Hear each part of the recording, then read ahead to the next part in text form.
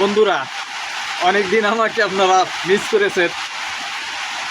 আমি একটু আত্মীয় বাড়ি বেড়াতে গিয়েছিলাম। আমি আর মনোযোগী ছিলাম না আমার এই ভিডিও তৈরির দিকে। আজ আমি আমার মাওয়া বাড়িতে এসেছি। এখন আমার এই ছাদের উপরে একটা ঘর করে রেখে গিয়েছিলাম যাওয়ার আগে, সেই ঘরে এসে বসেছি। মাথার উপরে টিনের তলায় প্রচুর বৃষ্টি পড়ছে, যে জন্য এত শব্দ। একেবার বর্ষা বান নিক্ষেপ করছে যেন আমার এই ছাদের উপর, তাই ঝনঝন ঝনঝন শব্দ হচ্ছে। এটাই তো শ্রাবণ মাস, বৃষ্টি তো হবেই। এখন শ্রাবণের এই যে ধারা, বৃষ্টির জলটা গায়ে লাগলে যেন প্রাণ সংযোজন ফিরে আসে। চারদিকে গাছপালাগুলো এরকম সবুজ হয়ে গেছে। একটু দেখাই নিয়ে আগে, তারপরে আবার কথা বলবো। এই যে বন্ধুরা দেখেন, এই ঘুরিয়ে ধরলাম ক্যামেরাটি। গাছপালাগুলো সব সবুজ হয়ে গেছে। এদিকে এই কয়েকদিনে আমার ওই দূরে, আমি কিন্তু দূরের দেখাচ্ছি, এখন আর কাছে দিতে পারছি না, বৃষ্টি আসছে ওখানে। ওই সারি সারি বেগুনের গাছে বেগুন ঝুলছে, কয়েকদিনে বেগুন হয়ে গেছে। কিছুদিন আগে আমি ফুল দেখিয়েছিলাম। ফুল শাকগুলো ডগাগুলো একেবার আসছে, ওই ডগাগুলো একেবার গড়াই বেড়াচ্ছে এখানে আমার।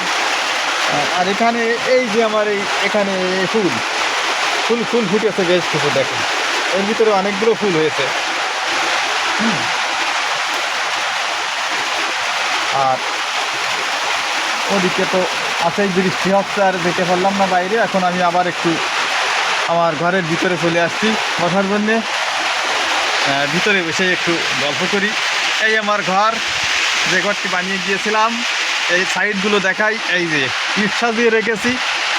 ওই নিচে আমি ইট কিনেছিলাম, কিন্তু আমাদের এখানে আশেপাশে কিছু লোকজন, এরা তো ভালো না, এরা ওই সবসময় ওই ইট চুরি করে নিয়ে চলে যায়। আমি এখন বুদ্ধি খাটিয়ে ওই নিচের থেকে 3000 ইট সব বয়ে বয়ে আনি একেবারে ছাদের পরে রেখেছিলাম।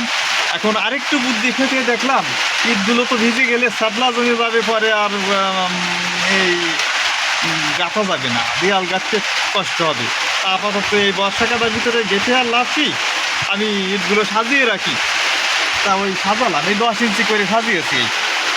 এদিকে ওদিকে এদিকে এই দিক দিলাম, আবার এদিকে ওই দিক দিলাম, একটা ওইদিকে একটা এদিকে, কালি ইটের বান্ধনগুলো ভালো হয়।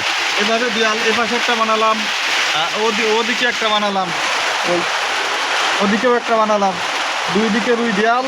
উপরে আমার এই একটা কবুতরের যে ঘর ছিল, ইতিমধ্যে সেই কবুতরের ঘরটা আমি তুলে ওর ওই চালাটা নিয়ে এনে উপরে লাগিয়ে দিলাম, চালাটা উপরে লাগিয়ে দিলাম। এখন থেকে আমি এখানে বসে ভিডিও তৈরি করি। আজ আমার অন্য চ্যানেলের জন্য কিছু তৈরি করেছিলাম, আমার ডাক্তারি শেখানোর যে চ্যানেল, তার জন্যে। আজ আমি আর হঠাৎ করে এখন বৃষ্টি চলে এলো, তা আমি ওদিকে সমাপ্তি করে এই ঘরের থেকে আর বের হতে পারছি না। তো ভাবছি কী আর করি, এই সুযোগে আপনাদের জন্য একটু আড্ডায় বসে যাই, একটু কথা বলি। এই কথায় কথায় কিছুটা সময় কাটাই। হ্যাঁ, যেহেতু আমার এটা তো ওয়ার্ল্ড, আমি আমার এভরিথিং সব কিছুই আমি এখানে দিতে পারবো। অনেক ধরনের আমার জীবনের, আমার আশেপাশে পরিবেশে মানুষের জীবনের, প্রকৃতির পরিবেশের সব কিছু আমি এখানে তুলে ধরতে পারবো। এখানে কোনো সমস্যা হবে না। যেহেতু আমার কৃপা ওয়ার্ল্ড, আমার চ্যানেলের নাম হচ্ছে কৃপা ওয়ার্ল্ড। এই চ্যানেলটাকে সাবস্ক্রাইব করে রাখুন, বিভিন্ন ধাপের বিভিন্ন কিছু দেখতে পারবেন। আমার ভিতরে যে একটা পৃথিবী আছে, আমার বাইরে ভিতরে বিশালত্ব, এই বিশালত্বকে নিয়েই আমার চ্যানেলের নাম হলো কৃপা ওয়ার্ল্ড। আমার প্রিয় ছাত্র মজিদ, তার চ্যানেলের নামের পাশে আছে মজিদ ওয়ার্ল্ড অন। তারপর আমি ভাবলাম দেখি ওয়ার্ল্ড চ্যানেলের নাম কি করে হয়। ওয়ার্ল্ড মানে তো আমি যেহেতু আমার কবিতা লেখার সময় ওয়ার্ল্ড মানে তো পৃথিবী বা বিশ্ব, হ্যাঁ, তাহলে বিশ্ব মানে যার যার দৃষ্টিভঙ্গি, যার যার প্রত্যেকের একটা নিজস্ব পৃথিবী, প্রত্যেকের একটা নিজস্ব বিশ্ব তো থাকেই। তা আমি আমার যে বিশ্ব, আমার যে পৃথিবী, সেটাকেই সার্চ করে দেখলাম আমার কৃপাওয়াল দিলেই আমার হ্যান্ডেল ভালো ধারণ করছে। তা ভাবলাম একেবারে নিয়ে নিই কৃপাওয়ার নাম দিয়ে। আগে আমার এই চ্যানেলের নাম ছিল কৃপা লাইভ। তারপরে আমি এখন এসে কৃপাওয়ার নামটা দিয়ে দিলাম, এই নামেই পরিচিত। এই এখন থেকে এই নামেই সবসময় এই চ্যানেলটা চলবে। আপনারা দেখুন, মন্তব্য করুন, গল্প করুন। আমার এখনও 50 সাবস্ক্রাইব হয়নি। যখন 50 সাবস্ক্রাইব পূরণ হবে, 50 সাবস্ক্রাইবার হওয়ার পরে সরাসরি লিগে আপনারা অংশগ্রহণ করবেন, আগে থেকে বলে রাখছি কিন্তু। হ্যাঁ, সরাসরি গল্প করা হবে। অনেকেই তো আমার সাথে কথা বলার জন্য চেষ্টা করেন, যোগাযোগ করেন, আমাকে পাওয়া যায় না। আমি এই লিভ অনুষ্ঠান করব, তখন কিন্তু সবাই আমার সাথে সরাসরি কথা বলার চেষ্টা করবেন। আর সবাই ভালো থাকুন, ভালো থাকবেন আশা করছি। আর সবাই যার যার কথা জানাবেন। আর বিশেষ করে যদি আপনাদের কারো কোনো রোগ ব্যাধি সম্পর্কে পরামর্শ থাকে আমার কিছু জানার চেষ্টা করবেন, কারণ আমি তো একজন ডাক্তার না।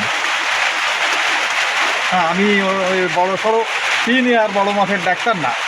অন্তত মানুষের জীবনের কিছুটা হলেও সমাধান দেওয়ার চেষ্টা করা যায়, অন্তত আপনাদের কল্যাণে আছি, থাকবো। সবাই ভালো থাকুন, সুস্থ থাকুন। আপনাদের জন্য অশেষ কল্যাণ কামনা রইল।